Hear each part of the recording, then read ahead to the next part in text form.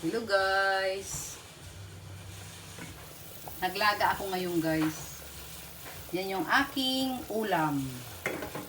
Nilagang ano to guys, may ribs, may papa. Yan. Ito yung akong ano guys. Ito yung yan guys. May buto.